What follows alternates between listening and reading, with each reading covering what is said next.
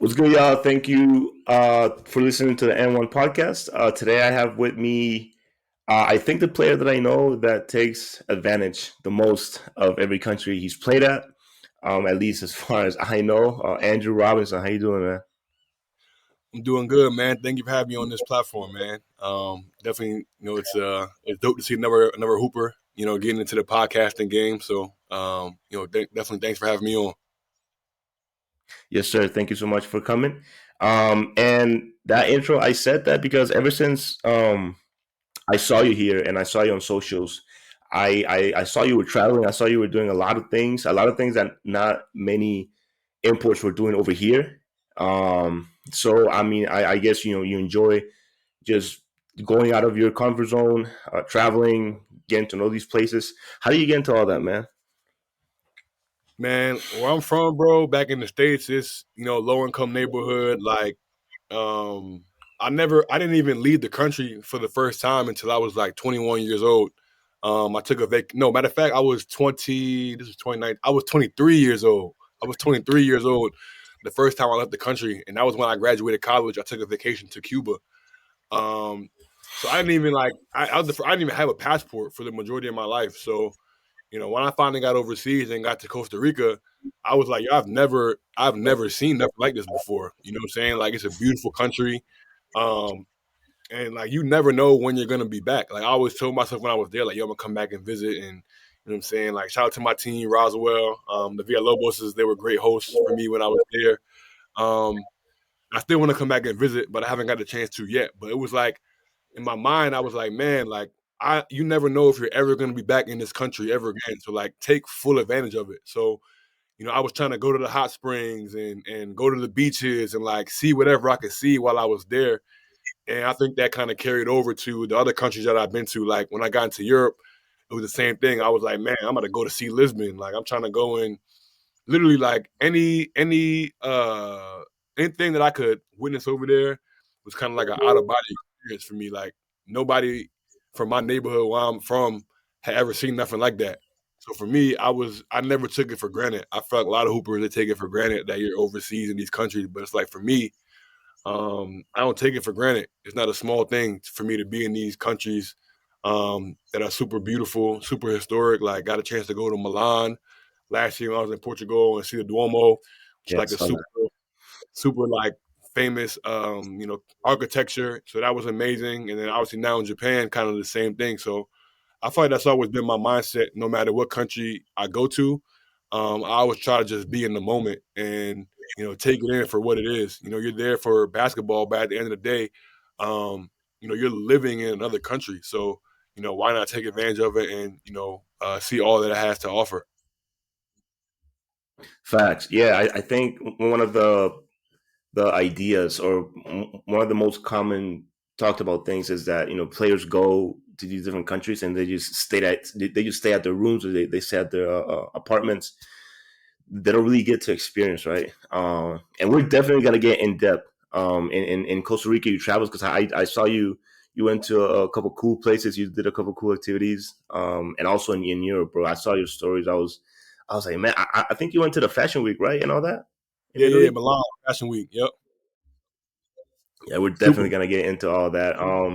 But I like to start giving players about 30 seconds or 45 seconds to kind of like introduce themselves, where they're from, position, college, background, all that. So, man, just uh, give us give us some time to just talk about yourself, about where you're from, or what college you went to, where you're at right now, and any other fact that you think is important. Yeah. So my name is Andrew Robinson, from Tacoma Park, Maryland, right outside of DC. So always repping the DMV. I went to college at Quinnipiac University in Connecticut for my first 4 years. I had a back injury, so I redshirted my last year. Got an opportunity to redshirt, so I had another year of eligibility. So I played my last year at Copper State University, which is a HBCU. Um, Super proud of that, being able to get that experience. Graduated with a master's degree from there. I got my first opportunity to play pro ball in Costa Rica. From there, I went to Albufeira, Portugal, to play for Imortal in the Portuguese league. That was last season. After that, I came home for a little bit. Went to Japan for the summer to play 3x3, which is like an up and coming sport. A lot of people not really familiar with it, but it's growing a lot more popular around the world. From there, I got signed by a 5-on-5 team to play in the B League out here in Japan. So now I'm out here in Okayama, Japan, playing for a team called Tri-Hoof Okayama in the B3.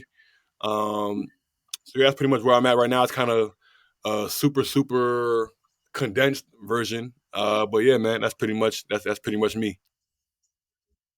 That's dope, man. That's dope. Yeah. When I was doing some research, I saw Coppin State. That's D1, right? Yeah, D1, D1.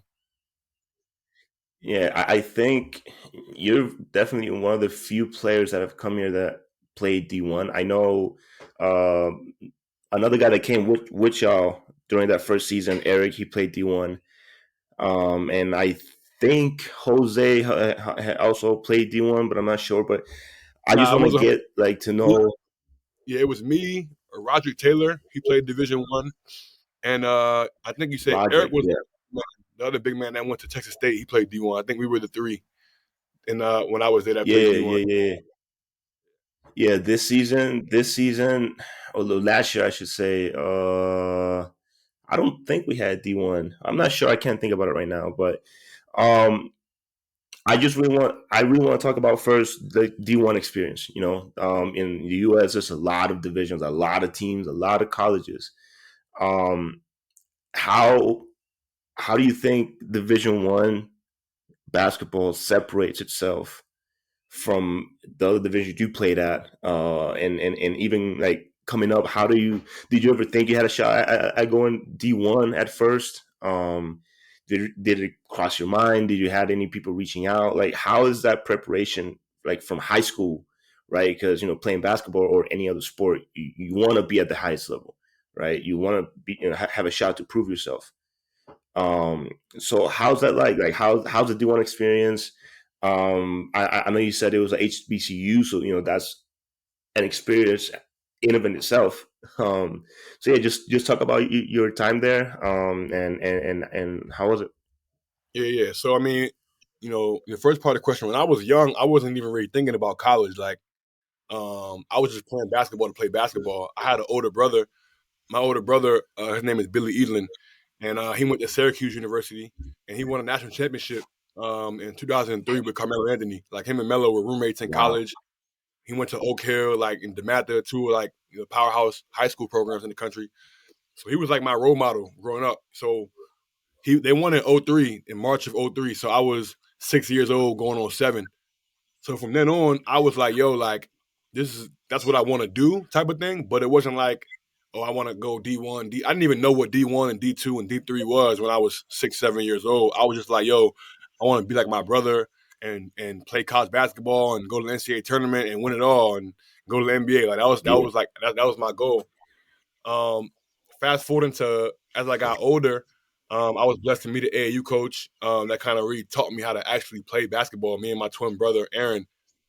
His name is Tony Langley. I always got to give him his flowers and shout him out because he changed my life by first really teaching me the game of basketball. Like, I had played for other coaches before, but he really he knew my older brother, and that was really the only reason my brother was such a big time player in the area. When people were like, "Yo, Billy Eland's little brothers," he was like, "All right, bet. Like I'm gonna teach him how to play. I know they got some potential."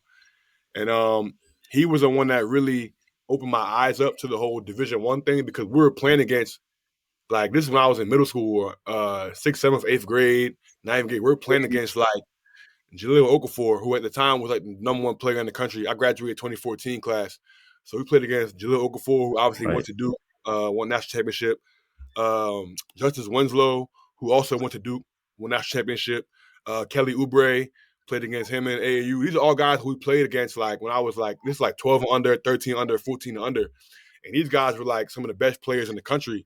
Um, so at that time, it was like, yo, like Jaleel Okafor, like all those guys like, you're looking at him like that's your competition for a scholarship. Mhm. This time, I'm probably like the ninth, 10th man. I wasn't even good. I was decent. I was not good enough to be on the team, but I couldn't do. I wasn't nowhere near those guys, right? So I think from that point on, 8th grade, I never forget, bro. We lost to Jalil for them at the AAU Nationals in Orlando, Florida. And after my coach just told us like, yo, like Jalil Ford dunked on one of my teammates in 8th grade. And he was like, yo, that's the dude you had to compete against for a scholarship. And I'm like, damn, Right. like shit, like I got work to do.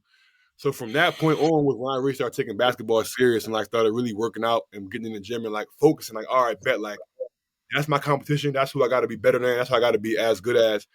And I started to put the work in behind it. So from there, high school, my goal was always to go Division 1.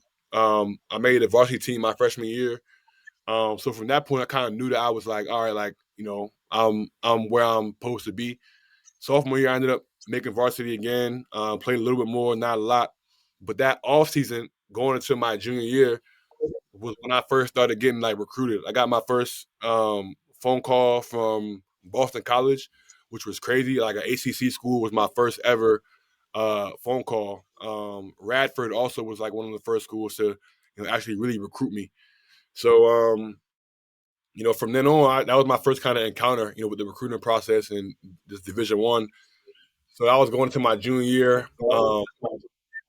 Finished up my junior year, I averaged like 17 points per game in high school, and by this point, I'm like one of the best players in Maryland, like at my position.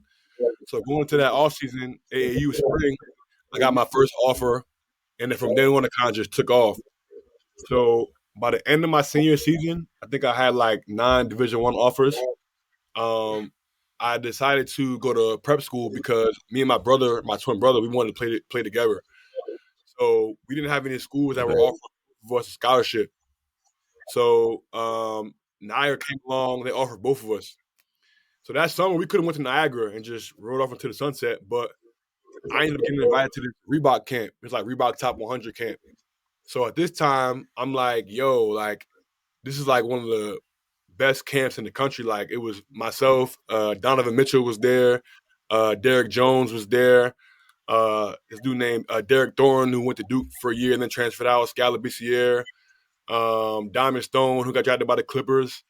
Hmm. It was dudes like one of the top 25 to 50 players in the country like was there at this camp. So I'm thinking in my mind, yo, I'm going here, I'm going high major. Like, you know what I'm saying? I'm not about to go to Niagara. So went to the camp, played pretty well. I started getting recruited by some bigger schools like Kansas State, Mississippi State, Auburn was coming to the picture. So I'm like, I'm going to prep school. So I ended up going to prep school, did the whole recruiting process again. But this time I had like I think 13 offers. And finally, Quinnipiac University came around. And Quinnipiac was a school that I was familiar with because they had been recruiting me for like 2 years, but they didn't offer me. But they ended up offering me and my brother finally. Quinnipiac is a Division 1 school. They play in the MAC conference with like Iona, Monmouth, Manhattan, Rider, Siena. These are a bunch of schools like the Northeast. East. So Right. pretty much Right. it's an opportunity to go there, committed. And I mean, from there, that was kind of my first taste of the D1 life. My freshman year, I didn't really play much, but I never forget, like, we played Oregon State on the road. And this is when Gary Payton Jr. was there, or Gary Payton II from the Warriors. He was at Oregon State. He's a senior now, and I had like 10 points in the game. I was like, damn, that's crazy. We on the road at Oregon State. So it was like my first time like playing against like a guy like of his caliber, high major gym. I was like, damn, I belong. So I think Yeah. that's kind of like my whole journey to Division 1 was kind of crazy, but then when you get there, you realize it's like these are the best players in the country. You know what I'm saying? Like, no matter what level you are, if you're low major, mid major, or high major, like whether you're at Kentucky or Duke, whether you're a mid major like I was at Quinnipiac, or whether you're like a low major like I was my last year at Coppin State, like all these players can play. You know what I'm saying? Like you have NBA level guys at every school. Like one of my teammates at Quinnipiac, his name is Cameron Young. He's playing right now for G League Ignite in the G League, um, alongside Scoot Henderson, who's going to be the number 2 pick in the draft. He had 55 points when I was there at Quinnipiac. Like he's on the verge of making it to the league, and and this is at Quinnipiac, a school that most people probably never even heard of. So Mm. just the whole D1 experience kind of put a bow on it. I think it allowed me to just play against some of the best players in the country. Um, test my skill set. And I'm thankful for my last year at Coppin State because that was the first year that I really felt like I got to really hoop and play my game. I was starter the whole year. Played the most minutes I ever played. Broke some records at Coppin State, so that was pretty cool. Um, so yeah, man, I think there's a lot of ups and downs to it. We could literally talk for like hours just on the whole D1 situation, like the politics behind how you make it, coaches, like there's a whole lot of stuff that goes into that whole just college basketball stuff. But all in all, I'm thankful for my experience. It definitely prepared me for professional basketball, and I think I'm a better player for it. Yeah. Every time I hear these stories, man, it's crazy how you guys just mention big names that we all know, right? Because you mentioned, Okafor, which I remember watching Okafor games when he was in high school. He played because I used to watch a lot of Okafor and Tyus Jones, right? Just off YouTube, I just found them and I loved how they play, so I just watched them. You mentioned Kelly Oubre, you mentioned all these names, man, and it's crazy how I'm not gonna say how casual, right? Because it's never casual because they're big names, or at the time they were top players in the country. Um, but like same thing, man. I've heard other players say, "Yo, I played against Marcus Smart. I played against this dude, that dude." I'm like, "Yo, that's crazy, man!" Like having these opportunities to match yourself with top talent, right? And seeing where the bar is, right? Um, that's really crazy. And you're in college, you're coming out of college, you're graduating on a master's degree, which that's just great by itself. What'd you get your degree on? Yeah, so my undergraduate degree from Quinnipiac is in journalism. So that's kind of how I got into the whole Journalism. media podcasting space. And then my master's degree is in human service administration with the focus in negotiation and conflict management. So basically, it was like a bunch of like nonprofit administration, like managerial stuff, how to run meetings, and then negotiation and conflict management is obviously kind of self-explanatory. You can kind of apply it in any aspect of life. Cool, cool, cool. That's dope, man.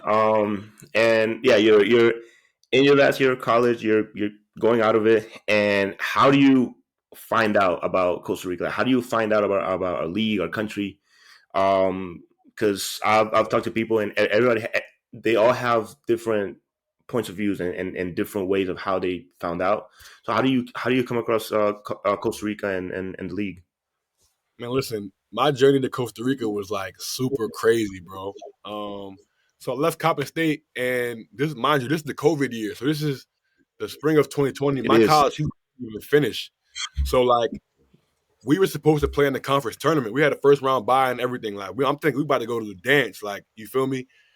COVID, scratch that, right? So Right. this is like February, March. This is the beginning of March. So in my mind, I'm like, all right, like how long is this COVID thing really gonna last? Like, you feel me? This is gonna be a couple months. We'll be good by the end of the summer. So I'm like, all right, I'm trying to find an agent. So obviously it was tough, man, because I had a bunch of stuff lined up. I was supposed to go to this Eurobasket camp, like it was like a Eurobasket Portsmouth camp for like the top like overseas prospects. So I'm like, yo, I'm about to go to this camp, get seen by a bunch of overseas scouts, and I'm going right to Europe off the rip. Like probably hopefully meet some agents and go from there. COVID scratched it, boom, canceled, not doing that no more. So I'm like, damn, like that'd have been a great opportunity for me to get some good exposure. Like, so Facts. Facts. I ended up hiring an agent, bro. I did the best that I could as far as like a vetting process. I can go into a whole nother tangent on this dude, but long story short, he wasn't a good agent. He wasn't really working for me. Um, and I ended up firing him. So I ended up reaching out to one of my boys who had an agent. Two of my best friends are represented by the same guy. His name is James Blackburn with Power to Win Sports. Well, he was with Power to Win. Now it's GIG Sports International. But I reached out to them like, yo, like, let me talk to your agent. Like, you know what I'm saying? Like, I don't think my agent is really doing what he's supposed to do for me. Like, I just want to get a different perspective. Cause my mind, I'm like, yo, I'm coming off a year. I averaged 12 points and 5 rebounds. I made almost 100 threes. I'm 6'6". I'm like, yo, it should be easy for me to get a job overseas. I'm seeing dudes get overseas with way less. I didn't have any offers. So, Mm-hmm. I'm like, yo, what's going on here? So long story short, the agent up, he's like, yeah, bro, like, this is like around January of 2021 now. He's like, yeah, man, I mean, I think you have a great resume. Like, I know I can get you a job, but like, it's the middle of COVID, and I still have guys under my agency that I haven't even got a job yet for. So I can't in good faith and in integrity, bring you onto my agency when I have guys that I still have signed that I haven't got jobs for. He was like, but what I can do is, I can, since you know two of my guys, Daquan and Saquon, you can come to my exposure camp that's going to be in March, and I'll give you a discount. That way I can like evaluate you in person, see your game, and like we'll talk then. So at this point, I'm like, bet I'm just looking for an opportunity to start my career. So get my flight to Atlanta, pay my own way down there, get a hotel down there, go to the camp, kill the camp. I made like the first team at the camp, made the All-Star game, all that. So after the camp, he's like, "Yeah, I love your game. Like, I love to sign you." So I'm like, "Bet." Like, you feel me? He's like, we're gonna do our thing. So like I said, I ended up firing my agent, signing with him, and then mind you, this is like March. So he's like, "Yeah, like you pretty much missed your whole rookie year. So the best bet for you in order to get into Europe for your first year is to just show teams that you're in shape. Like, because the biggest concern for teams in Europe, they'd be like, well, we last saw him in 2020. Like, is he still in shape? Is he still the same player that we're seeing? Yeah. Like, we don't know. So he was Hmm. basically like, yo, you got to find an opportunity to where you can play in the summer just to have some film and show people that you're still in shape. So I'm like, bet. So he pretty much had a guy that had played in the league before. I think his name was Julius. He used to play for Escazú like years ago. He was an American. So he was familiar with the league already. He threw my name in the draft, and I ended up getting picked up in the draft. So that was pretty much how I ended up in Costa Rica, bro. My agent just, kind of got me that job for the summer. I went there, played 4 months, and was able to do my thing and get a job in Portugal. So it kind of worked out perfectly. How we planned it to. But yeah, man, it was kind of like it was crazy how I even ended up getting there because most times most guys don't play in the summer. Like most guys, they Right. take the summer off, they're training, they're working out, and then they're going back overseas in the fall. So for me, I needed to go somewhere where I could play and just show that I was still in shape and stuff like that. So that's kind of how I ended up there.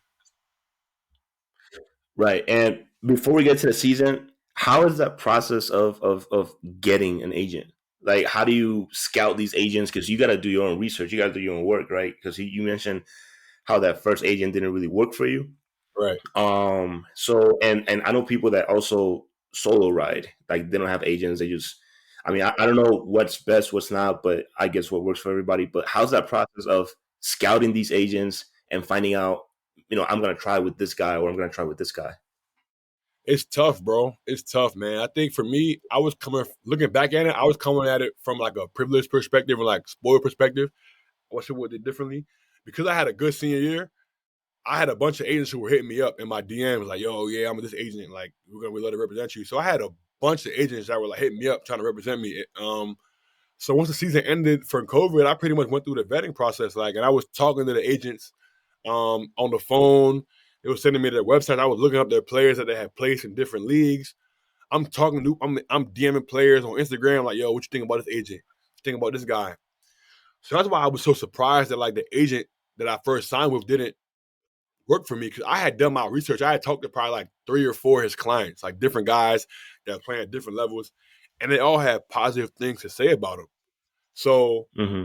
I think part of it might have just been the COVID factor in it that like, COVID had came around. I think it was tough for everybody. And then factor that in with also I was a rookie.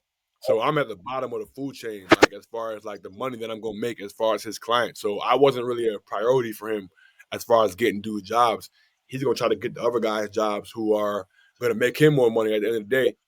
So I wish what I would have did thinking back on it, like I should have been hitting agents up myself. Like, all right, bet this is my resume. This is what I've done at college. I see you have these clients here. This guy also played at my level. Boom, because then I could have found an agent that I wanted instead of trying to choose the ones that were coming to me. You feel me? And that's what I ended up Right. doing. Like the agent that I have now, I sought him out. Like I saw two of my homies that had jobs as rookies, and both of them played Division 2 basketball. Neither of them played D1. So I'm like, yo, if this dude can get these two guys coming from a D2 job, he could definitely get me a job. So when I Right. ended up him out, I went to his exposure camp. Like I put myself out there to get signed, and he ended up getting me a job, and he's been great so far. So shout out to James.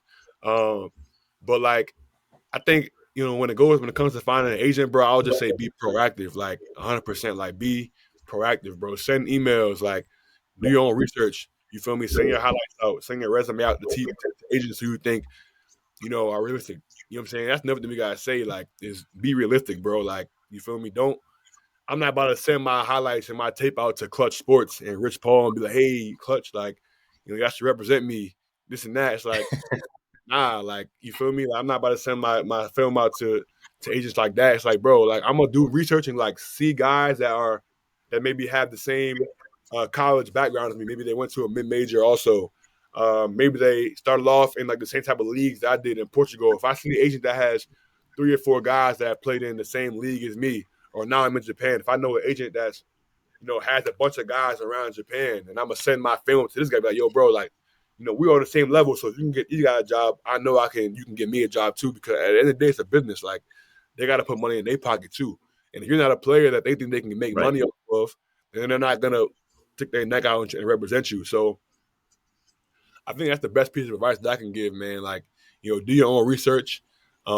Seek out agents that you think could be good for you, but like be realistic, bro. Don't be DMing, these crazy agencies that represent players that's making 6 figures, and that's not you. You know what I'm saying? Right. Right. Right. Yeah. That's dope. And definitely, yeah. Just find. I guess I like the saying, one size doesn't fit all, because a lot of times we just think like, all right, he's getting this opportunity, so I should be able to get one. But just stick to what you feel comfortable with, and yeah, be realistic. I think that's something that in life in general, but like in sports, you have to be right, because you can't compare your now with somebody's later, or with Right. somebody's I made it right. um, so yeah, bro, you right now, let's get to the good stuff. But you get to Costa Rica, with all the other guys, and you get drafted by Roswell, as you mentioned, which Roswell was a brand new team at the time. Roswell, they're affiliated with the construction company, and there was a brand new team. How was your welcoming? How was your first impression? Costa Rica, just as a country, not focusing on the league, but just as a country. Yeah.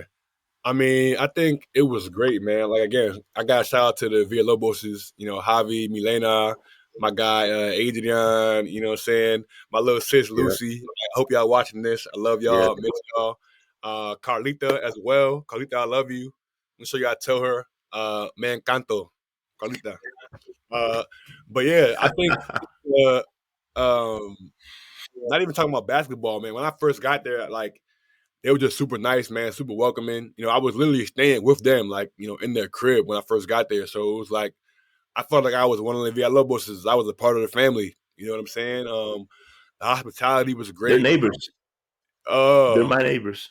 word, yeah, man. Yeah, So like they're super nice people, man, super great, super kind. And for me, I was just in awe of like just man, we had like you wake up in the morning, see the cows in the backyard. It's like, man, like we really out here in nature. You know what I'm saying? Like, um, yeah, man, I think that was my first impression, just like how nice they were, how hospitable they were. Um, and I think that they were just so welcoming. It felt like I was at home. Like that was my first time playing overseas. You know what I'm saying? And like I never forget, like because of COVID, I had to finish my master's degree online. And like when I finished my degree and I graduated, I had to like I couldn't obviously go to the graduation because I was in Costa Rica. So I watched the graduation virtually, and like they got me a graduation gift with like a balloon, and it meant the world to me. You know what I'm saying? Like my birthday was June 5th. That was my first oh, birthday that I had spent without my twin brother, so I was a little bit emotional about that. But like they threw me a birthday party at the crib, catered it, like invited my whole team, and they just made me feel welcome. You know what I'm saying? Like not even on some basketball stuff, but like it's like small stuff like that just made me feel like I was at home, man. Like give me a graduation gift when they had just met me. Like I had just got there and they got me that. Throwing me a birthday party. That meant the world to me, man. And to this day, like it still means the world to me that they went out their way to do that for me. So yeah, man, like always gonna have love for them and for that team for sure. right. Yeah. And So you get here, you get to meet the Villalobos family, and then all right, you're going into business. What's your mentality coming into the team, coming into into the season? Did you know it was a brand new team? Like, did you have any idea Yeah, of what the situation yeah, was? yeah. I knew. Okay, cool. And so yeah, what was your mentality? Because I think, and correct me if I'm wrong, during that season, this dude, Alvarado played with y'all, right? Yep, Number yep. 8. Yeah, he used to be, well, he's a big legend here. He used to be a very very good player, like back in his young days. So you really had a good team around you. Um, you had him, it was you, and you had other pieces that really complemented y'all very well. So what was the mentality like going into the first practice, into the season? Like, how did you start preparing yourself? Yeah, I mean, I think for me, I was coming in hungry because again, I had been home my whole rookie year. So like my mentality was kill. Like I'm gonna come in and kill. Like I gotta, for one, I felt like I had to play well and like again, like show my that I was in shape and like have good film in order to get my next job. So when I got there, I was like, mind you, I had been working out for like a year straight, like from March of 2020 when the season ended to Yeah. March when I ended up going to the exposure camp, and I think April or May, I got out there in May. So I had literally been working out in the gym with cones and like just with my brother for a year, bro. So it was like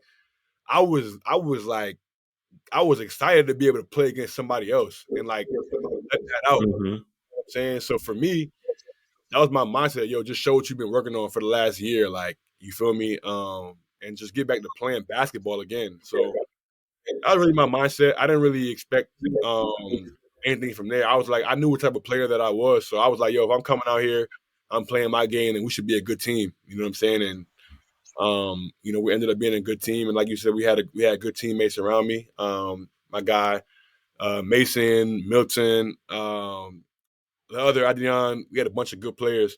Um, so yeah, man, we had a good team. So I think I was grateful for that. For sure going into it. Yeah, shout out to all of them. And shout out to Mason because he used to be my teammate too. And he's a really cool dude. Facts. He is. Um, and were you always a shooter? Like during college and high school, were you always a shooter? Because you Yeah, came here, and we're gonna talk about one game you had. So I remember that one game you had against the Jaguars. facts. Um, but before we get before we get into that, so you start your first game. Um, it's going by. How do you think you were feeling about refereeing? Which, to be honest, I've always heard Costa Rica is one of the most physical countries people play at, because there's not a lot of calls. If I'm being honest, but that's a whole another subject. So like refereeing talent, talent with you, and then talent you playing against. Like how do you compare that being your first season, right? So you don't really have how to talk about past in the pro level. You have your college experience, but thinking about the competition, thinking about refereeing, the calls, traveling, because we played at this one bubble location, but you still had to travel because it was in the city, but it was traffic and all that. It was a good ride. Um, so yeah, just how do you think competition matched up? The adapting, temperature. This all matters. I mean, this all matters when you're in a new country. Yeah, man. I feel like for me, again, like I was just so locked in on like just hooping. Like I didn't really care about none of that other stuff. I didn't care about the refs. I didn't care about the gym. I didn't care about nothing. I was just like, yo, I'm trying to hoop. You feel me? Like when you home on a couch, like doing workouts in the basement for a year, like I was just trying to hoop. Like I was excited to be playing basketball again. So like for me, the roughest part about Costa Rica was when we practiced, it was like a field house almost. It had a roof over it, and then the floor was like concrete. So practices was Hmm. tough. When I got there, my knees was hurting, like my joints and my back was hurting because it was like we was practicing there twice a week. You know what I'm saying? So sometimes 3 times a week. So that was like the hardest Right. part, as far as like the adjustment coming from college, where it's like you got hardwood floors, but luckily, again, shout out to my team. They were able to hook me up with the membership at the indoor club. So I was going there to like do the hot tub and the cold tub. And like if I wanted to get my own workout in, I was going to the indoor club to get my own work in and stuff like that to, work on my game. So that was like a savior, bro. And I was like, yo, why can't we just practice here at the indoor club, man? But at the time they wasn't allowing people to practice there because of COVID and stuff. But yeah, man, one thing I come to Right. learn playing in Costa Rica, bro, is that like the refs is bad everywhere, bro. I was in Portugal, the refs was bad. I was in Japan, the refs is bad. Like the refs is bad everywhere, bro. So you can't really complain about the refs. You feel me? The refs is going ref. Like Yeah, at the end of the day, like I you're feel going you. to have bad calls. If you ask Chris Paul and LeBron right now, they probably gonna say it's bad refs in the NBA. So and those are the Right. best in the world. So I mean, that's how I feel about it. I feel you. I feel you. Yeah, I mean, I always try to get some perspective, right? Because I don't have any comparisons. I've seen these refs for 20 years of my life, like all of them. I know them all, so I always try to get some perspective on it, man. So let's talk about that game, bro. So, and I know you know which one I'm talking about. Yeah, You had a you had a 50 ball against the Jaguars, facts. and you had how many threes you had that game? 7, 11, Bro, I don't even 10? remember. I made something crazy like in the first quarter.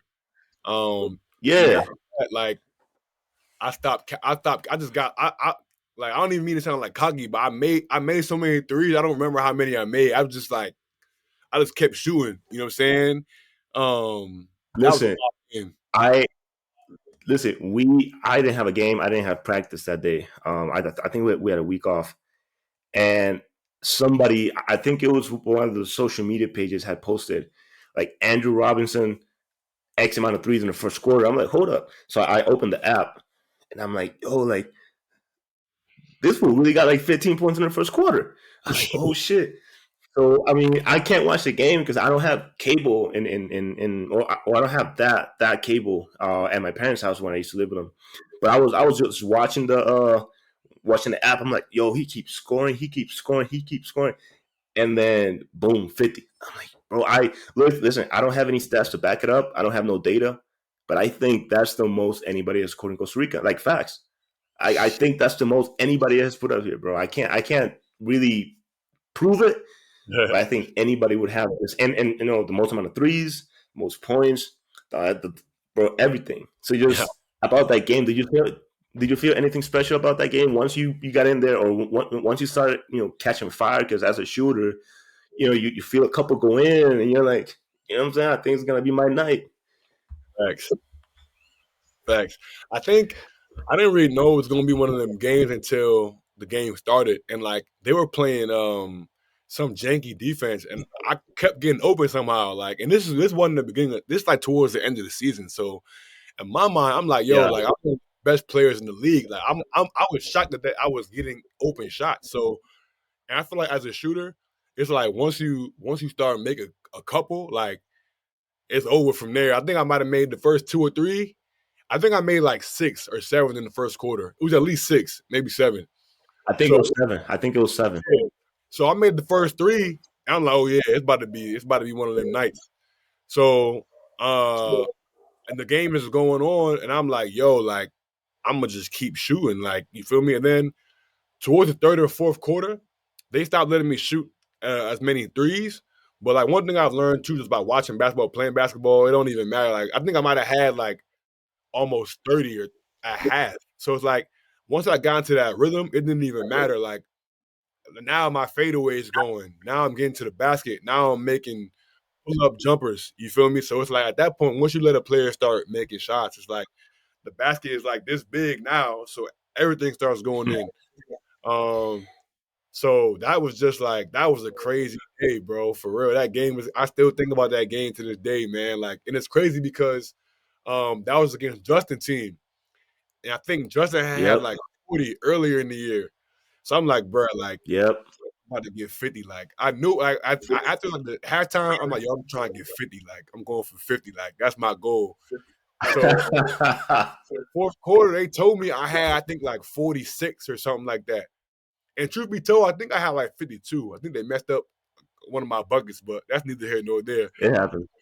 It Regardless, happens. so I'm like, yo, I'm getting this 50 piece. Like, I'm gonna make sure I get it. So that was crazy, man. I think that's definitely one of them games you look back at and you was like, yo, like I was in a crazy zone that day. Like everything was going in. So yeah, man, I definitely, and I'm glad it was against Justin team too. Cause I'm always gonna say, yeah, man, I gave y'all 50. Like, you feel me? I'm always gonna say I'll, I'll make sure I talk to him about that, bro, because I do gotta talk to him. And bro, he was going crazy during that season. I remember the 40 piece he had. I remember all the games, but that 51, it was like, bro, I remember I sent a screenshot to one of my teammates. I'm like, yo, this fool really had 50, right? Because I remember when we was playing against y'all or when we were practicing, the nah. whole scheme was Yeah, let him because know. Me and Justin still cool. So for me, let him know. Let him know.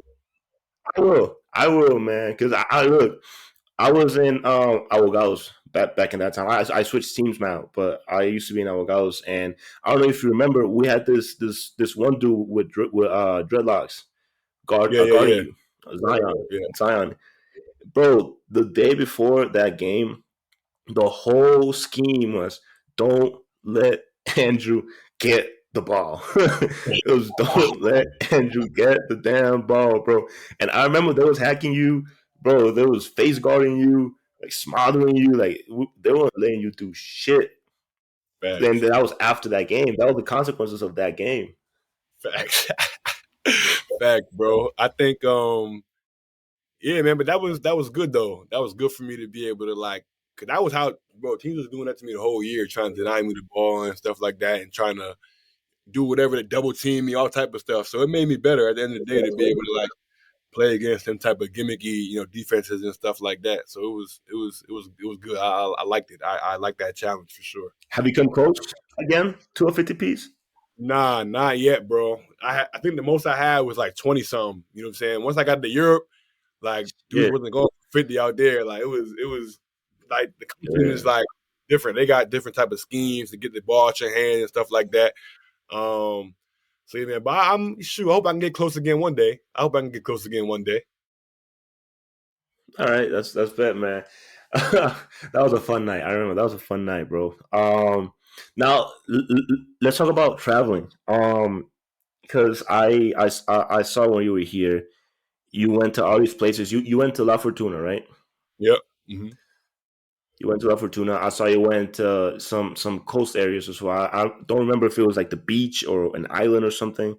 Yeah, yeah. But just talk to me like first, how did you find out about the locations and then traveling there? Like, did you go by yourself? Because I remember you brought family with you at one point. I think your sister. I think Yeah, she my if I'm sister. not She my sister first. We're not blood, but she my sister for. She was playing in Costa Rica. I ended up getting her a job out here with Phoenix. To do that okay. Queen Lot. Yeah, So we was yeah. like, bro, like, we was locked in. And my twin brother came to visit as well when I was out there. So it was me, my twin brother Bad, came to visit for a little bit, and then I had Aaron with me as well. So we were traveling for sure.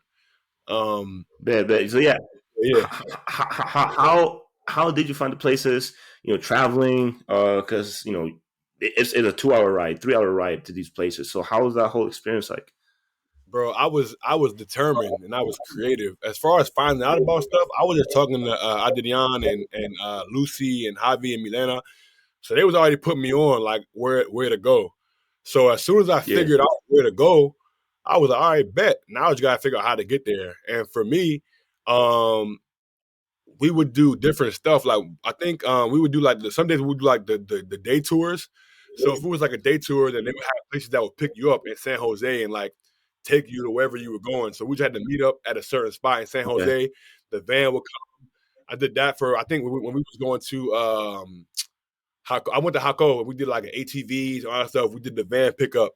Um, but for most of the stuff, bro, like luckily I took Spanish in middle school, high school, and college, so I knew a decent amount of Spanish. So we did Didi for a bunch of stuff. And the first time we took a Didi, we went to La Fortuna, and we had Didi, and I just kept his contact. I kept his contact, and then whenever he took, like basically, I was the whole ride I'm talking to him in Spanish. Like we chopping it up, whatever. So he told me like, yeah, Hmm. whenever you need a ride, you don't even gotta really go through the app. Like you could just text me, feel me? I'll give you a price, and then I'll just drive you to wherever you try and go. So, um, that's pretty much how I was doing it. I would just text him in advance and be like, "Hey, I'm trying to do this on this off day. Like, can you drive us?" And he'd be like, "Yeah, man. Boom, it's gonna cost this much," and I'll just pay him. Yeah. We rock out from there. You feel me? And then, um, that was it for. That's Were you how. going by yourself to these places? Huh? Were you going by yourself to these places at first? Some of them I was going to by myself. Some of them I was going to by myself. Some of them I was going to with my teammates like Adrian and Lucian and took me zip lining for the first time. Um, and then me, my Right. brother, and Aaron, we went to Hako again, I think. And then we went to the hot springs again. We went to the hot springs. We did Hako. We did different like zip line tours. We went somewhere else too. I can't think of it right now. I literally went everywhere in Costa. The only place I didn't go that I'm mad I didn't get to go, but I wanted to go to was Guanacaste. I didn't get to go there, but that was like all the Hmm. way like 5 or 6 hours away. Or Limon, I didn't get to go to Limon Right. either. Um, but those two Right. places I wanted to go to, but everywhere else I went. I went everywhere else. So yeah, man, I would see stuff on Instagram too. Like I would see something on Instagram and be like, damn, I'm about to go to that. Like it was one place that was kind of close to San Jose. It's the Palm, the one where you could walk out on the hand and like overlooks. Yeah, yeah, yeah, yeah. La Chimba. La Chimba. It's Yeah, called La we Chimba. saw that on we saw that on Instagram. So I'm like, oh yeah, I just saw it on IG. Like, I bet about to go there. You know what I'm saying? So that's kind of how I was doing it for real. Stuff like that. And like I said, I was eager to like see the country and like get out there and like have those experiences. So like I sought out opportunities to travel and go to these places. Right. Yeah. I mean, personally, if you ask me, I'm from Limon. If you ask me, I would say, man, go there first. Yeah, It's a whole different vibe. From those two areas you mentioned, you didn't visit. It's a whole different vibe, bro. facts. Guanacaste is like more Touristy. Americans are there. Yeah, Yeah, touristy. People retire from the U.S. and they buy a house there, so it's a lot of foreigners that's living out there. right. Puerto Viejo, man, it's more chill. It's relaxed. It's reggae music all day. You sleep at the beach. Yeah. You say what? I think I went there. Puerto Yeah, Viejo. yeah, Yeah. I think I yeah. went So surfing. that's my recommendation, bro. It's. I mean, that's my favorite beaches, Puerto Viejo in Limon and all that. But it's cool, man. It's cool that you got to travel. Again, not a lot of people, take that time to visit the countries they're at, right? I was Um, surprised too. Like when I was so there, I was surprised when I was there because we had the All-Star game. And like I'm talking to the other Americans, I'm thinking everybody on what I'm on. I'm talking to Ben Pay. He like, yo, where y'all been at? He like, I ain't going nowhere for real. I'm like, they ain't traveling. Like, I was like the only one that was there that was really like going out and traveling on my own places. Like, I was surprised though, 'cause I'm thinking everybody was in my mind, bro. I'm like, bro, this is a vacation. Like, that's how I felt. I'm like, yo, we in right, Costa Rica, bro. Like, I'm on vacation right now, bro. Like I'm going to enjoy it, but people wasn't really doing that. So I was surprised by that for real. right. I took Jose to Manuel Antonio. I don't know if you went there. Um, I think I did go there. Oh, I did go it's there. I did go there. I did go there. Yeah. Yeah, yeah. I I took Jose there, man. It was a fun trip. Fact. And that's a really good beach to go out bet. But Yeah, like Ben lived at the beach. Like he lived at Limon. And like literally because I know where they practice. So their practice you can walk to the beach. It's like a 15-minute walk. So he mhm, was living at the beach already, for yeah, example. yeah. And Sheesh, did you have any favorite spots? Like what was your favorite that's nice, experience? What was your favorite experience of the ones you had? man. Sheesh, that's tough, bro. The hot springs that we went to, La Fortuna, was like super beautiful. Super beautiful out there. I would say that's probably number one. And then a close second was the waterfall Nia damn how you say it, bro. It's a waterfall that we went to. I don't Nayak know. I think it's Nayaku? Naya is it Nayaku? I might have to look it up on my phone, Uh, I was, I really don't know. bro. I I could don't know. hold on. I'm gonna scroll and see like a Yeah, I'm not big on waterfalls, so I don't. for him. I'm trying to think. I'm gonna scroll see if I can figure out the name of the joint. Now Yaka, I think it was the name of it. But Ah, that no, joint, Jaka. Okay. I'm pretty sure that was what it was called, and I'm probably pronouncing it wrong, but I'm still scrolling though. No, no, no. But it rings a bell like now Jaka or now or something. It rings Yeah, a bell for sure. that was like one of the most beautiful waterfalls I ever been to, bro. And I went with Aaron. She almost drowned in the waterfall. I had to save her life out there. Legit, like I legit had to save her life at that joint. Uh, but that was super fun though. I got some crazy stories, bro, from being out there. But yeah, I think it's called now. Like I can't. Let me see. Can I see the different location? Does it see the location on here? Oh, because she sent me the photo location. I actually lost my phone in the ocean out there, bro. I got some crazy Oh shit, stories, for bro. real? But now Jaga Waterfall and Tuna was my two favorite. And then that was my two favorite places. And then I think a close third was when I went surfing. I went surfing. I'm pretty sure that was in Puerto Viejo. Um, so yeah, man. But I Okay. did a bunch of stuff out there. I enjoy everything. So like it's hard for me to even pick a favorite because I love everything so much. Even the Yeah. Vista Los Sueños, we did the little tour out there where you do like the zip lining and the ATVs and the whitewater rafting. Oh my god, I forgot about that, bro. Rafting was crazy. Like that joint, whitewater rafting Yeah, was crazy. that's a cool experience. I did that. That did that. That's a cool experience. Yeah. That And might have been did you that was up there too. That's up there. I ain't gonna lie. That's up there. did you have any like nightlife in San Jose while you were here? Did you go out Nah, to any clubs, any bars? Nah. I went to a bar. I went to a couple bars, but like mind you, this is 2021 summertime, and Costa Rica was like so far behind at that time as far as COVID. Like in the summer of 2021 in America, like things were open. Like you could go to the club and stuff like that. Like Costa Rica, we still had a Right. curfew. Like when I first got to Costa Rica, we had a curfew at 9 p.m. So all the restaurants and stuff 9 p.m. at 9 p.m. So we couldn't even. The most you could do was like go to dinner and get a drink. And then when I was leaving, the curfew went to like 11. So Yep. I mean, it's a little later, but you still can't go out to no clubs or nothing like that at 11. So I think the one thing me and Aaron did, we went to this. Me, Aaron, and like Lucy had went to this little bar, a couple bars, whatever. And like I said, because like Roswell, like my coach, Javi was like coach on my team. He also coached like the women's team, Curitiba, the Phoenix. Mm-hmm. So I used to go out with them a lot. Like it would be me and like a bunch of girls from their team. They would go out to like, cause they were like a lot more like, I won't say closer. I was like one of the youngest players on my team for real.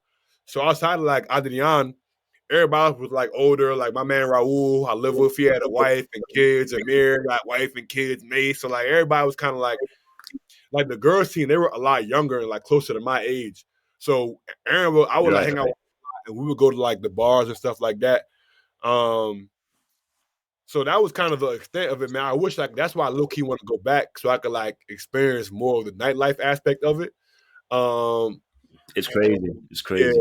yeah, I do want to experience that. I had a little bit of it in Hako though. We went to Hako, and the bars and stuff out there were open a little bit later, so we were able to like we Yeah. still didn't go to clubs, but we could like stay in the bar. One of them bars had like a karaoke, so we was up there singing on the mic, drinking tequila shots and singing songs and stuff like that. So that was super fun. But like I didn't really get the nightlife vibe, but you know it was cool though. It was cool. I feel yeah, it's different now. So yeah, man. So season ends. How do you get to know about Portugal? Like, how do they reach out to you? Your agent, I'm guessing, got you the opportunity. Did you have any other offers or any other spots besides Portugal?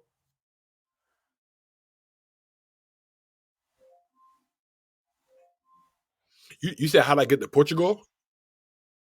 Yeah, yeah. So from Costa Rica, you went to Portugal. But Yep, yep. how was that process? I'm guessing your agent got you that job, and then did you have any Yeah, other yeah. offers besides Portugal?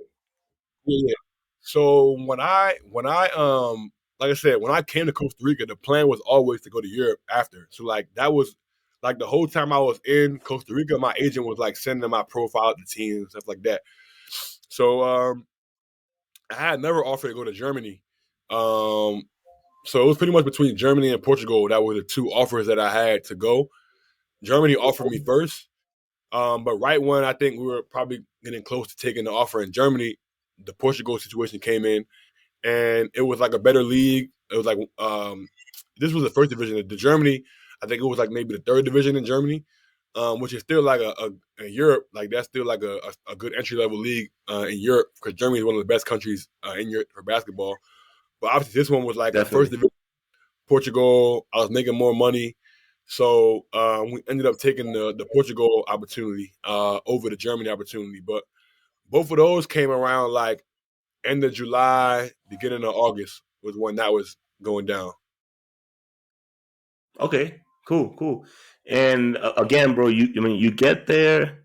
I remember you posted getting signed, so I immediately went to the team's page and saw their profile and everything. Oh, again, like how was the welcome in? How was your first impression of?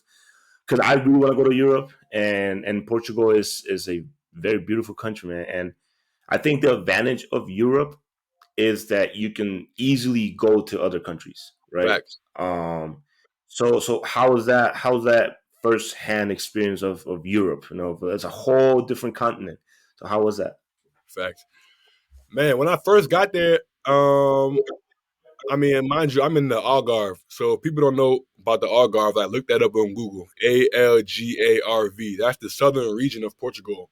Um, it's like a Okay. collection of different cities and towns. I was in Albufeira, but Portimao was a part of the Algarve. Lagos. Um, there's a bunch of different cities down there that are part of this southern region of Portugal. That's like one of the most beautiful places in the entirety of Europe. So, I mean, you get there, it's palm trees, like I mean, it's the warmest part in all of Europe because it's right above Morocco in Africa. So a bunch of people come there for like vacation and the summertime. It's jumping. So when I got there, it was like the end of tourist season, so it was still super lit. People was coming. I mean, folks from Ireland, Switzerland. Like you going to the bars. Oh, where you from? London. Oh, where you from? Sweden. Oh, where you from? Oh, I'm coming from Hungary. Like everybody's just coming from different parts of Europe. So I was like, dang, this is Yeah. crazy. You know what I'm saying? So I mean, I think that was my first impression off the court. On the court, it was like way different. Like it was like again, I feel like Costa Rica, it was like people were super nice and the basketball was cool. But I was like, we had like 2 days off during the week. So I mean, it was like literally like a vacation, literally, like it was chill. Europe is like, bro, we practicing 5 days a week. And then you got a game. So we had 5 practices a week, game on Saturday, and we're practicing twice a day, lift and shooting in the morning, and then tape practice in the afternoon. So it's like 100% grind, like the whole season. Coaches is like on a whole different Yeah. time. Like, you got we had 5 Americans on our team, so like the level of competition is like super super high. Um, so yeah, I mean, I think it was just like it was a good challenge for me too to just take that next step, get some better competition. Playing against other guys in the league who have played all over Europe and stuff like that. We're playing against teams like Benfica and FC Porto and Sporting, who are like, these Champions League teams in soccer. They got all this crazy budgets, paying guys a crazy amount of money. So it was dope, man. It was dope experience out there. When I first got out there, just being able to compete at a higher level, live literally in paradise. You know what I'm saying? So it was cool. And I'm not gonna say how scary, but like how was the feeling to like start traveling to these other countries? You went to Italy, you went to all these places. Yeah. Um, how was that like the whole process? Like, how do you even get a ticket to go to there? Like, did you take the subway? I mean, I'm not sure if it's connected by land or you had to take a boat. Um, but yeah, talk to me about that. Yeah, bro. Like you said, once you get into Europe, it's super easy to travel. So like, when I went to Lisbon, I think how did we get to Lisbon? We took how did we get there? I think we took the bus or the train. I can't even remember. No, matter of fact, we to Lisbon. We rode with one of my teammates because we had a break. One of my teammates is from Lisbon, so he dropped us off, and then we took a bus back to Albufeira. So that was how I did Okay. that. And then Milan, bro, literally we had a break and I was able to find a flight for like 55 euros, bro. Like to go to Milan, 55 euros like each way. Super, So it was like super 100, cheap. Yeah. yeah, super cheap, bro. So I'm like, man, I got a break. I'm about to go to Milan for a couple of days. Like it's right there. You feel me? And like I said, I was like seeking out opportunities to travel. Like I was like looking for places to go. Cause again, I'm thinking in my mind, you never know if you're gonna be in Europe again. You know what I'm saying? Like I never know when I'll be back here. So my whole mentality was like, take advantage, bro. Like you feel me? And again, like we had so much, practice and games. I didn't have a lot of off time, bro. Like we was grinding the whole season. So it was like whenever we only had two breaks. We had the first FIBA break in November, and then the second FIBA break in February. So I made it a point in my mind, like, yo, both of them breaks, I'm going somewhere. Like somewhere I'm going. Like so I ended up doing Lisbon the first time, and then I went to Milan the second time. But I feel like for me, it was just about taking advantage of being there. Because even look at me now, like I didn't know I would be in Japan next year. You feel me? It's like now, like dang, like Right. I didn't take that opportunity. Who knows if I'm ever going to be playing in Europe again? I could mess around and be in Japan for the next Yeah. 5, 6, 7 years of my career. You never know, and I'll be like, damn, like I wish I would have went here and there when I was in Europe. You know what I'm saying? So I'm super grateful that I was able to kind of take advantage of that while I was out there, man, because you only get these experiences once. Right. Right. Right. Now, talk to me about food, bro. So Costa Rican food, Portuguese food, and any other places you want in Europe, like food. How are you open to try new stuff? I'm super open to trying new stuff, bro. But it's a process. Like I feel like when I first went overseas, I wasn't. Costa Rican food is fire, you know what I'm saying? But it was like it's like Latin American food though, so it's nothing that's like too crazy. You eating the rice and the chicken and the Right. beef, and you know what I'm saying. Gallo Right. pinto, shout out Carlita because she made the best gallo pinto ever with a chimichurri sauce. Woo! I still dream about that chimichurri sauce to this day. But it's nothing too out there though. Like as based on my experience, there wasn't nothing that was too out there. Like, oh yeah, try this. Like you know what I'm saying. And I feel like as I went, the food got more and more suspect. Like so when I got to Portugal, it was like different types of fish that they would eat or like stuff like that. And I'm like, I ain't really like, you know what I'm saying? But I would try it though. Cause like when you in these countries, like one thing you don't want to do is make it seem like you're like you too good to like try their culture and like, oh, I ain't eating that. Like you feel me? So and then Facts. Facts. even in Portugal though, it's still pretty like simple. You eating the fish, a lot of fish because we was by the water. You eating like the Brazilian meat. I can't think of the name of it right now, but it's super like simple, like same thing, rice, like you feel me? It's nothing too crazy.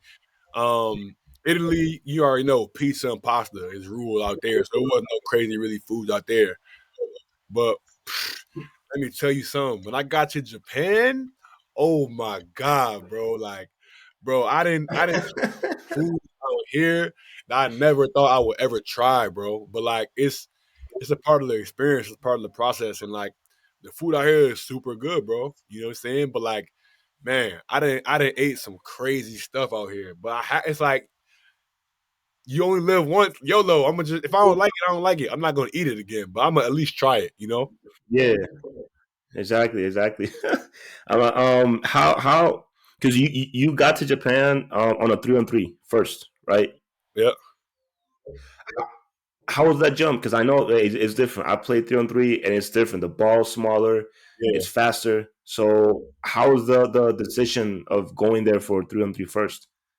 yeah. I mean, I feel like it kind of it took me back to Costa Rica for real, like because I went through a bunch of up and downs in Portugal. I didn't had a year that I wanted to have, coaching and this crazy stuff that I was going through out there. So I kind of had to start from scratch again, like bet on myself. So my agent was like, "Yo, I feel like I went to Costa Rica to be able to get a job at Europe. Kind of same thing, bet on myself, sugar and shape, boom. So it's kind of the same thing. It was like, yo, I think I can get you a job in Japan, but it's super hard to get into Japan, especially right now. They're still in the COVID pandemic, so they're not really letting people in the country. So if you can get into the country and get a Japanese visa, the visa is good for a year. So once you get in the country and you have a visa that's good for a year, after the 3x3 is over, I can be like, hey, XYZ team, I got a player. This is his experience. He's already in Japan. You don't got to pay for his flight to get over here. You don't got to pay for him to get his visa. He already has. He's in the country. So it'll be a lot easier for us to get you a job if you're already there. So kind of just playing Mm-hmm. chess, was like trying to, figure it out. So I'm like, bet, let's do it. So that was kind of the mindset, and why I did 3x3. And then getting out there, bro, was super, super. It's a like you said, super different game, but it's super fun, man. I had a bunch of great experience playing it. I got to compete on the world tour, which was like crazy. That was in so I got to go to Saudi Arabia for that. I'm in Saudi Arabia playing on a 3x3 FIBA World Tour against like the defending Olympic gold medalist Riga Latvia. Um, I'm playing Mm-hmm. against the defending World Cup champs Ub from Serbia, the number one ranked FIBA 3x3 player in the entire world. Like so, it's like high level three. I'm playing against the best 3x3 players in the world. So like it was a crazy experience even to do that and be like, yo, I'm actually like on the 3x3 world tour right now. I never expected to like even have this opportunity. I'm playing against Olympians and stuff. Like it was crazy. Um, and I think a bunch of people it's like they don't really know how hard 3x3 is and how different of a game it is. And it's like I feel like having that experience, like I tip my hat to those guys, man, because like it's super high level basketball Yeah. when you're on that level. Like when you're playing on the world tour and you're competing for the World Cup and the Olympics, like, bro, them dudes is tough. You know what I'm saying? So I'm grateful for that experience, man. I think it's just another thing that I was able to do. Add to the resume and add, check off the bucket list like that I was able to do. You know what I'm saying? And you never know. Maybe I'll end up playing 3x3 again. Like I had a good time doing it. It's money in it. It's a different lane. So I'm saying maybe I'll give it another try, again. Yeah, and it was easier for you because the same team that had a 3-on-3, it had a regular basketball team, Exactly. right? So it worked perfectly. It worked out perfectly. Right. And talk to me about Japan, man, because all I know about Japan is anime, and they eat crazy things and all the bright lights. I seen your stories. I seen the bright lights. Yeah. You riding a bike in the middle of the street, man. Like talk to me about that, bro. Yeah, bro. I mean, I love it out here, bro. Literally, like, I love it out here. I mean, I think this is these are some of the nicest people I ever met in the world. Like they're so kind, so respectful. Even if they don't speak English, like they're like, making sure they're kind to you, respectful. Um, the food is great, man. I love the food here. And even the foods you'd be like, damn, like I done ate some actually some crazy stuff, bro. I done ate like sashimi, which is like some raw shrimp and all type of raw fish, different types of sushi. I done had like I done had a cow heart. I had a beef tongue. Oh, I just had, hell no. I swear, bro, beef. I ate beef heart, like in cow tongue, all type of crazy stuff, bro. Um, but it's good though. Like the food out here is super good, bro. Ramen, I love ramen. I could probably eat ramen every day of my life. Uh, I love sushi. They got this thing called yakiniku, which is like a Japanese like style, like basically like Korean barbecue, basically. But it's like a Japanese take Okay. on it. The food is amazing out here, bro. Like I said, people are super nice, super kind. It's super easy to travel here too because they have the it's called the Shinkansen. The Shinkansen is basically it's the bullet train. I don't know if you heard of it, but the bullet train is basically like the fastest train in the world. So like from where I'm at in Okayama to Tokyo, it's 8 hours away. It's an 8 hour drive. You can get there on the bullet train in 3 hours. Osaka is like a 2 hour, 2.5 hour drive. You can get there on the bullet train in like 40 minutes. So you can get anywhere in Japan really on this Okay. bullet. So it makes it easy to travel.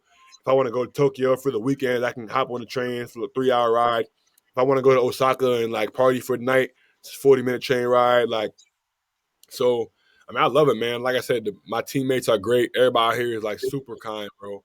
I think that's the biggest thing when you as a pro basketball player, is like you just want to be respected, bro. You don't want to have coaches that are talking to you any kind of way. You want your money to be on time.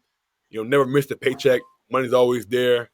Um, and it's like Right. you don't have to worry about that stuff off the court. Like if you need something, you could ask them. They're gonna take care of it for you. Like get it to you. You know what I'm saying? Like everything is taken care of, bro. Like and it's just like it's different level of basketball, man. They're really kind of big on like entertainment factors. Like the arenas, you getting like a couple thousand fans at the game. Like fans come up to you to take pictures and like all type of stuff. They fans be giving me gifts. It's like it's crazy. Like um, just the basketball here. Like they love basketball out here. They love sports, and it's growing every year. You know what I'm saying? So I mean, I got nothing but great things to say about being out here. The experience, the people. It's been awesome. Right. And what about competition? Like, how's the competition over there? How many imports can the teams have? Three. So you can have three imports on each team. The only way you can have more is if one of your imports has a passport. And like it's crazy because there are a lot of players now who are getting their Japanese passport because they've been here for so long. Like once you stay in Japan for more than 5 years, you can start the process for getting the Yeah. passport. So one of my teammates here, he's been here for 13 years. So that's how I was even able to get on. I'm actually the fourth import on my team. So one of my teammates is applying for the passport because he's doing that, they were able to sign me. Um, so like it's a bunch of guys, man. Like he's been out literally like he's been in Japan for 13 years, bro. So it's like if you've been in one place for 13 years, it Wow. got to be a reason. You know what I'm saying? There's a bunch of guys like him though that's been out here for like 10 years plus. You know what I'm saying? It's like just Yeah. got out here, fell in love, and just stayed out here. You know what I'm saying? So um, the competition is good though, bro. Like I said, you can have three Americans on the team, so it's usually three imports, and then the rest of them are Japanese. Most of the Japanese are like small. Most of the Americans that they bring in are like big men. So the only reason I was even able to come here as like a guard Hmm. or we already have three imports that are bigs. So the Japanese guys are usually like point guards or shooting guards. A couple Japanese guys are wings and stuff like that. But they love basketball, man. They work hard, they play hard, and it's fun. You know what I'm saying? It's fun. It's fun playing here. That's dope, man. Japan is an exciting country, man. And what about like this is just a curiosity that I have. Um, and I'm talking like, you said like off cameras, you said you're gonna cook dinner, right? Yeah, Like, is that something you picked up in Japan or in Portugal here, or I mean, were you used to going out because you didn't really know how to cook anything? yeah, Like how, because you're getting accustomed to living there. You've been there for yeah, so long. I told Justin the other day you've been there for like a whole year. So how are you getting accustomed to like cooking and like kind of like settling down a little bit more over there? yeah. Like I said, I was spoiled my first few times out because in Costa Rica, like I said, like when I first got there, I was living with the Villalobos, so they was cooking 3 meals a day. So I didn't have to do anything as far as food. Then I ended up getting my own apartment. So once I got my own spot, then I ended up cooking for myself when I was in Costa Rica. So that's kind of where it started. Then Portugal, the team was Okay. providing 3 meals a day. They provided lunch and dinner. So we would go to like a hotel to eat at a buffet for lunch, and then they would give us a to-go container to take food for dinner. So the only time I wouldn't really, I would always have food. I wasn't really cooking like that. The only time I cooked was if it was a day where I was super tired and I didn't want to go to lunch. I'll take a nap instead of going to lunch, and then I would just cook dinner. So I'll cook sometimes out there. Here, they don't provide no meals for us. So like I'm cooking every meal, like breakfast, lunch, and dinner. I gotta make food for myself. So for this is like the first time I've really been like full time like cooking. You know what I'm saying? Like I feel like I try to Right. not go out to eat too much because like obviously you're gonna spend a lot of money doing that. So um I've tried to get in the routine of like just going to the store every like 2 weeks, getting my groceries, and then doing my thing from there. But yeah, man, out here is like you say, you super independent. Like you kind of on your own out here as far as everything, eating and like spending your own money and stuff like that. So it's cool though. It's cool. I don't mind it. I don't mind it. I feel like it makes you feel like you like a pro. Like all right, you got to take care of your own stuff. You know what I'm saying? Like whatever you want to Yeah. eat, or if you want to travel somewhere, you got to take care of it. You know what I'm saying? So obviously I got my own apartment. That's why I'm doing this interview at. So I feel like I've gotten adjusted to it pretty well. You know what I'm saying? Cool, man. I think the last point I really want to touch on is content, because you've been making a lot of content for your socials, for Instagram. I follow you on TikTok too, but Instagram is the one that I see the most. How did you start? Why did you start getting into content? How was the first time recording, like doing the voiceover, because a lot of people are just scared to record in public, yeah, and do all that. So why did you get start? Why did you start getting into content, and how's adapting to that? Yeah, man. I think it's a great question. I think first and foremost, I think it kind of started just because of my college career. Like I said, I have a degree in journalism, so Yeah. I've been like I've been in front of the camera like since college for like you know doing interviewing other players for my college media network. Like I even in high school, I worked for my school newspaper, so I was like interviewing people. So I've always been comfortable like just in the media space. You know what I'm saying? As far as the creating content goes, like specifically, I feel like it was a bunch of different reasons why I got into it, and it's kind of evolved since then. At first, I was really just like, yo, like I want to be able to document the things that I'm doing. You feel me? Because it's like one day this game is gonna be gone. I'm gonna be back home in the States. I'm gonna be able to look back on Instagram and be able to be like, damn, like I remember when I was in Costa Rica at La Fortuna waterfall. Like I remember when I was at the beach in Portimao and that crazy sunset that I saw. Like I remember when I was in Lisbon going to mute. You know what I'm saying? I wanted to be able to create something that I could visually see and look back on a couple years later and be like, damn, like that's Hmm. pretty cool. You know what I'm saying? That's kind of how it started. Then I realized that there is money in it. Like, bro, there's a lot of people who make money like creating content, bro, like working with brands and like stuff like that. So I started Facts. thinking, like, man, listen, you're an athlete. Like, the name of the game now is trying to create multiple streams of income. So, like, how can you create content that you can partner with brands and like make money for yourself and create a second source of income? You know what I'm saying? So I started researching different ways of doing that and trying to make that happen. I haven't monetized my platform yet. I feel like right now my biggest thing is just trying to like cultivate an audience. You know what I'm saying? I think that's the first thing because you can't make the money if you don't have an audience. Um, but I think the biggest thing was like getting over that fear, like you said, of number one, getting over the fear of like recording yourself in public. Like if you're going somewhere, like legit. Like I have a tripod, I have a ring light right now. Like I was set up I got my own podcast, so I got my ring light with the tripod and all that kind of stuff that I got set up. But like Hmm. this ring light with me everywhere. Like if I'm going somewhere, best believe this tripod is coming with me. You know what I'm saying? And I feel like I had to do a bunch of like influencers on it because at first I'll be nervous to like set up my tripod like somewhere and like record myself doing stuff. But at the end of the day, it's like, man, are we allowed to curse on here? You said what? I said, can we curse on here? Or this is a PG-13 platform? Oh, no, no, no! You good, bro? You good? You good? Like you really got to learn how to just not give a fuck, bro. You feel me? At the end of the day, the people who you probably worried about, what is people thinking? Number one, you probably never gonna see them people ever again in life. Like I remember I was in Milan and I'm at the Duomo, which is like the big architectural cathedral, and there's hundreds of people out there. I'm like nervous, putting on my tripod, thinking to myself like, bro, I don't know none of these people. None of these people know me. I'm never gonna see these people ever again in my life. So why am I worried about what they think about me putting on my tripod? Number one, and I was solo traveling. Right. So how am I supposed to take pictures if I don't got nobody to take pictures? If I'm not gonna be like, yo, bro, just look at me real quick. Like I'm most of the Yeah, time yeah, yeah, yeah. I'm by myself, so I don't have no choice but to get. If I want to get my content, I have to do it myself. You know what I'm saying? Um, so you guys get over that fear, bro, and just say fuck it. Like I'm a at the end of the day, like if this is something that you want to take seriously and turn into a business, at the end of the day, then people that you worried about how you think not putting no money in your pocket. You feel me? Like, um, so that's that. And as far as the voiceovers, bro, honestly, like this is real spill. Like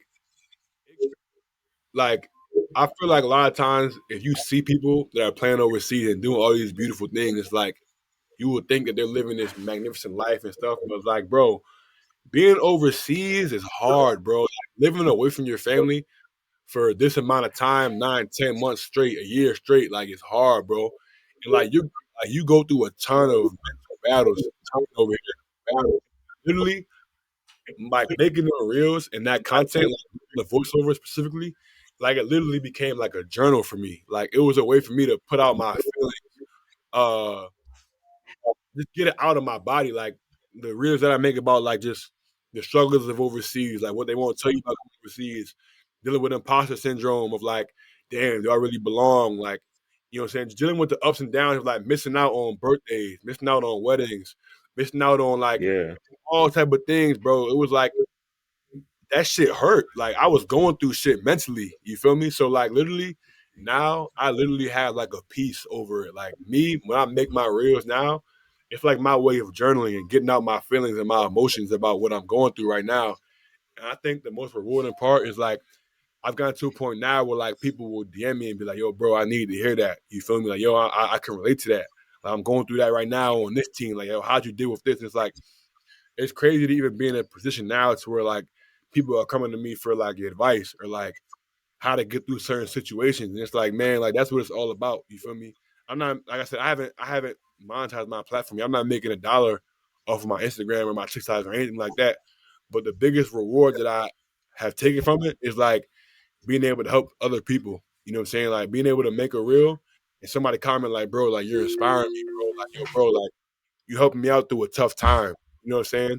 Um, that's been the most rewarding part about it. You know what I'm saying? I feel like that's like my gift, like my contribution is to be able to like use my voice and use my words to be able to like reach other people who are going through other stuff. You know what I'm saying? There's been people who have hit me up when we play basketball. Like, well, I made the imposter syndrome reel. I have people that be like, yo, I'm a dancer. Like, and every time I go in a dance studio, I see other people dance, and it's like, I wonder if I'm good enough, if I belong. There's one dude like, yo, Right. I'm going through this thing at work where it's like, damn, like I don't know if I just got a promotion. I don't know if I'm like worthy of the promotion at this job. And it's like the stuff that we go through in this basketball stuff is like real life issues, bro. You know what I'm saying? It's not just like Mhm.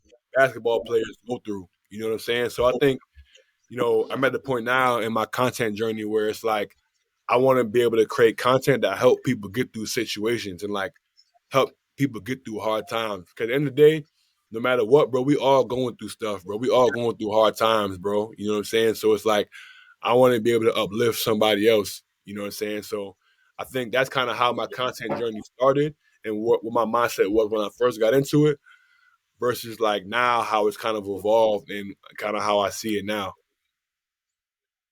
Right, man. That's beautiful. I mean, that's a great way of putting it.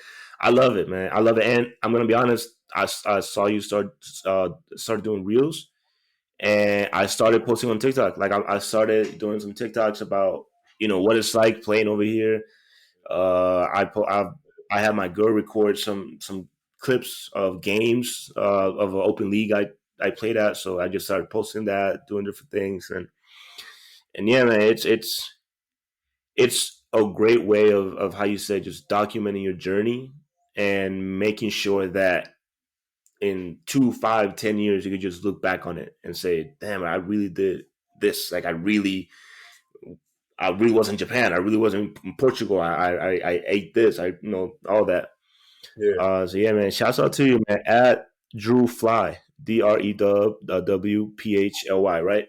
Yes, sir. Nah, I appreciate that, bro. And like I said, as far as you, bro, keep posting it, bro. Like I think one thing that I've learned, I listen to a bunch of different like influencers who I look up to in this space, and it's like, bro, post that shit, like legit. If you want to post it, like post it. I feel like a lot of people nowadays listening to this podcast, bro, people are but no matter what you're doing in life, bro, like forget about basketball. Like it's a lot of people who are doing amazing stuff out here in life, bro, that could inspire somebody else or that could help somebody else. You know what I'm saying? It's like, bro, post it. Like, don't worry about what the next person is gonna think. You know what I'm saying? The next person not putting no money in your pocket.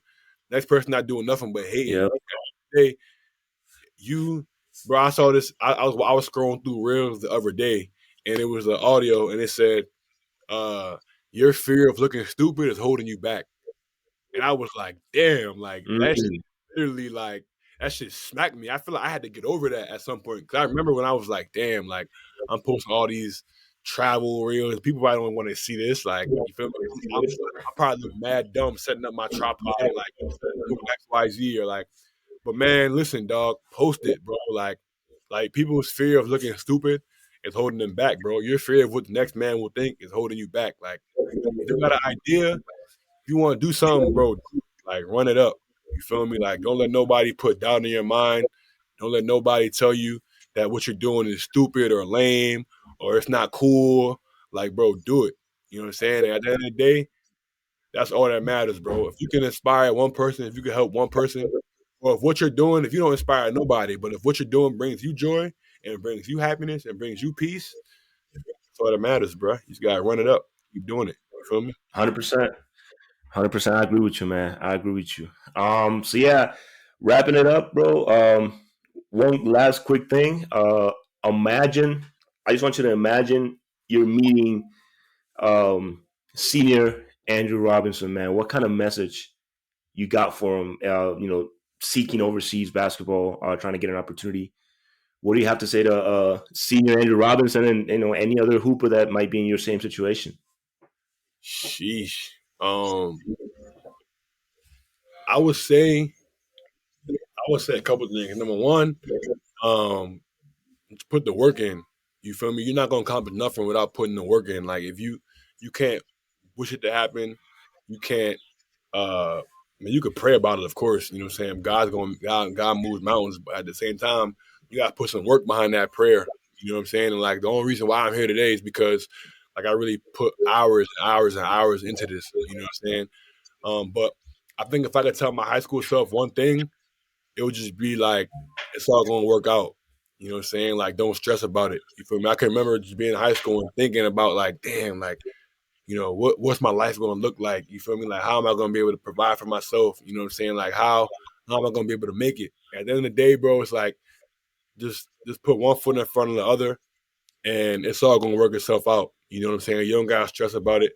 Um, it's all gonna happen in God's plan. You know what I'm saying? At the end of the day, you can't. Um, I feel like when I was in high school, bro, I was so caught up on what everybody else was doing, like comparison. Like at the end of the day, bro, comparison is the thief of joy. You know what I'm saying? Like run your race. Yep. You know what I'm saying?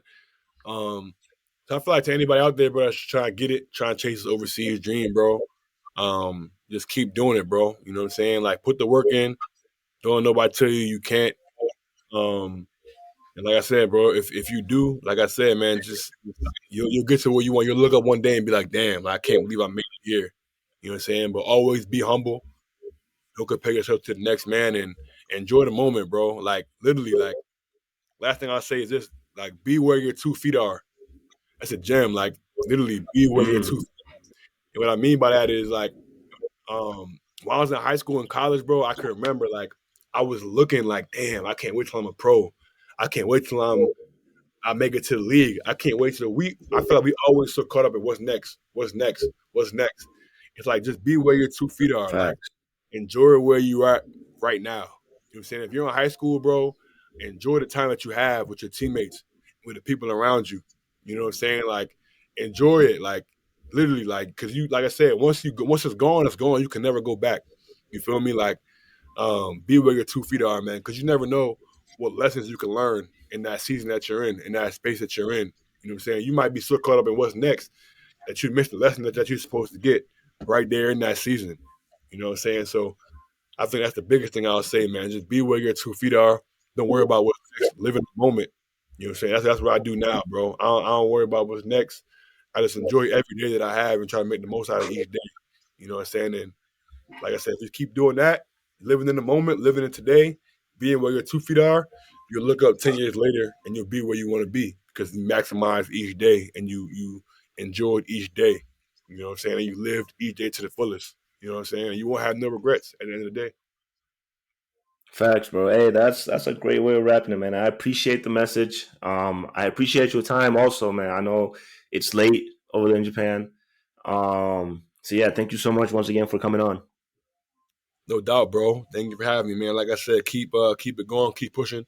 If you talk to any of the other guys from my season, man, tell them I say what's good. If you got, Rod or Justin or Jose or Ben or anybody, tell them I say what's good. Hope they all doing well, man. Make sure you let them know.